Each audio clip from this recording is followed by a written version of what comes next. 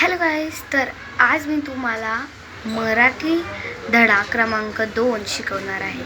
तर चला आपण धडा क्रमांक 2 शिकूयात. तर धडा क्रमांक 2 आहे बंडूची इजा. तर हा पाठ आपण नीट वाचूयात आणि समजूयात.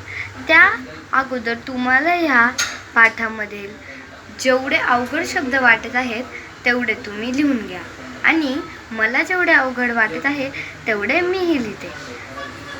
तर मुलांनो, मला फक्त हे 3 शब्द अवघड गेलेले आहेत.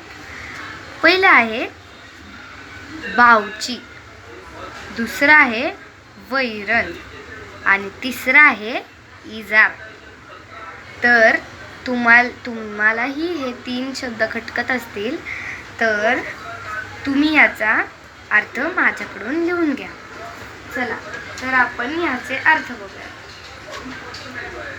बावची म्हणजे अगदी जुना माणूस, म्हणजे तो अगदी कष्टाळू आहे. म्हणजे